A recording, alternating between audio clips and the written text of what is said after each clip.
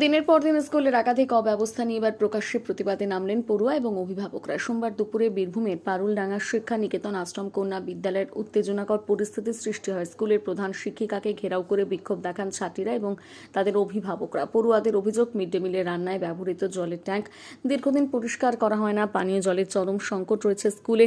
টিউবওয়েলের জল থেকে দুর্গন্ধ বের হওয়ায় তা পান করার অযোগ্য। পাশাপাশি 500-র বেশি ছাত্রী থাকা সত্ত্বেও মাত্র একটি শৌচালয় ব্যবহার করতে দেওয়া হয় বলে অভিযোগ। বাকি শৌচালয়গুলো তালা বন্ধ থাকা, জরুরি প্রয়োজনে চাবি আনতে গিয়ে হেনস্থার শিকার হতে হয়। এছাড়াও সরকারি নিয়ম অনুযায়ী বিনামূল্যে স্যানিটারি ন্যাপকিন পাওয়ার কথা থাকলেও প্রতিটি ন্যাপকিনের জন্য টাকা নেওয়া হয় বলে অভিযোগ তুলেছে ছাত্রীরা।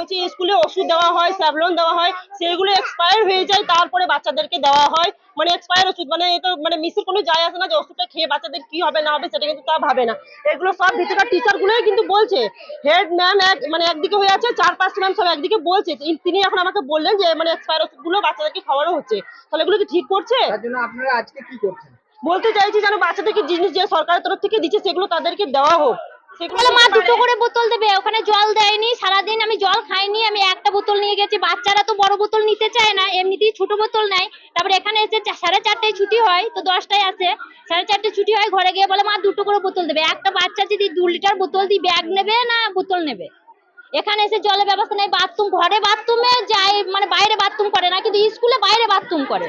ঘরে গিয়ে বলে মা আমি স্কুল যাবো না, আমি তো ঘরে বাথরুমে বাথরুম করি, কিন্তু বাইরে স্কুলে গিয়ে আমাকে বাইরে বাথরুম করতে হয়। আছে কি আছে এবং কিভাবে ওরা চলে সেটা আমি ওদের দেখিয়ে দিয়েছি।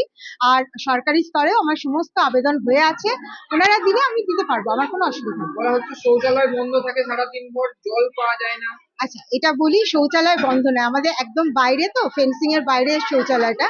মানে যদি একদিনও কোনো কারণে ভুলবশতটা খোলা থাকে, তালা বন্ধ না থাকে, কল ভেঙে দিয়ে যায়, বালতি ফেলে দিয়ে যায়, মানে মগ ভেঙে দিয়ে যায়, পুরো সিস্টেমটাকে একদম ইয়ে করে ভেঙে দিয়ে যায়।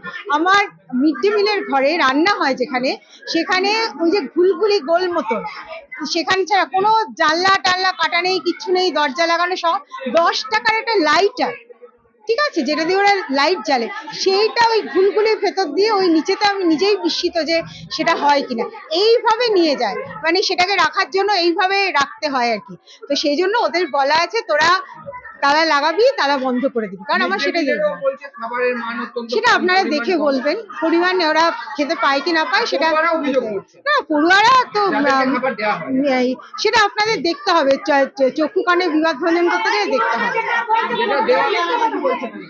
যেটা দেওয়া যাদেরকে দেওয়া হয় তারা অভিযোগ যখন করছে তখন তো সেটা আপনি বলবেন। না না, আমি তো বলছি আমার যা পরিমাণ আছে ইয়ে আছে, এবং আমার আগে মানে বাড়তি মানে বাড়তি হয়, বাড়তি হয়। আর এখন সব কিছু আপনার মানে ভিজুয়ালি পাঠানো হয়, কোন দিন কি পাঠানো হয় তারা জানে, ঠিক আছে। এটা অভিযোগ যেগুলো করছে সেগুলো মিথ্যা? অবশ্যই মিথ্যা, অবশ্যই মিথ্যা, অবশ্যই মিথ্যা, অবশ্যই মিথ্যা। তোরা মিড ডে মিল পাস? তোরা মিড ডে মিল পাস? পাসনি? কি পাস না? খেতে পাসনি? খেতে পাস না? কেন কেন মিথ্যা অভিযোগ করছে হঠাৎ? আমি জানি না, ওই যে বলছি যে এই যে রুটিনটা হয়েছে সেটা মানে ওদের পছন্দ নয়, সেই জন্য। উনি আমাদেরকে কথায় কথায় অপমান করে। বাথরুম, টয়লেট দেখুন না আপনারা, একটা মাত্র টয়লেটের গেট খুলে, এতজন স্টুডেন্ট আছে, 500টার উপরে স্টুডেন্ট আছে, একটা বাথরুমে কি করে যাবে? আর সব সময় তালা মারা রেখে দেয়। যদি কারোর এমার্জেন্সি হয় সে কি করে যাবে? বাথরুমে চাবি নিয়ে তারপরে যেতে হবে। ট্যাঙ্কিটার অবস্থা দেখুন, মিড ডে মিলের ট্যাঙ্কি যে রান্না হয়, ট্যাঙ্কির অবস্থা কবে থেকে পরিষ্কার করেন না উনি। দিদিদের কথা শোনেন না। আমাদের জন্য স্যানিটারি ন্যাপকিন সরকার থেকে দেয়, উনি বলছেন একটাতে 10 টাকা দিতে হবে, তারপরে তোরা পাবি। আমাদের এইরকম অবস্থায় পিরিয়ডস হলে ওইরকম অবস্থাতেই আমাদেরকে বাড়ি পাঠিয়ে দেয়। কে বলছে এটা?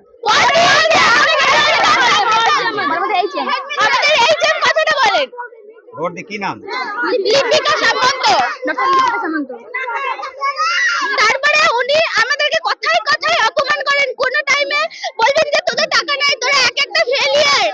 পরিকাঠামো তো আপনারা দেখতেই পাচ্ছেন, এত গার্জেন আছে, মেয়েরা আছে, জিজ্ঞেস করুন, কারণ মেয়েরাই তো সাক্ষী। তাদের বাথরুমের অবস্থা দেখুন, 300-400 মেয়ে কমসে কম তো রোজ আসবে, না হলেও যদি আমি ধরে নিই 200 এসছে, একটা বাথরুম করে দেওয়া হয়।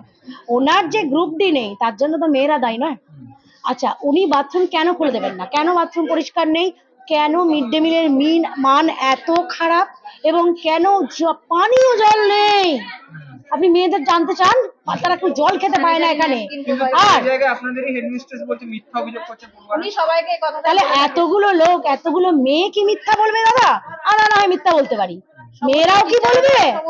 আর সব থেকে বড় কথা, এটা একটা মহিলাদের স্কুল, তো এখানে ভেন্ডিং মেশিন দিয়েছে সরকার, কিন্তু সেটা লাগানো হয়নি, ইনস্টল করা হয়নি।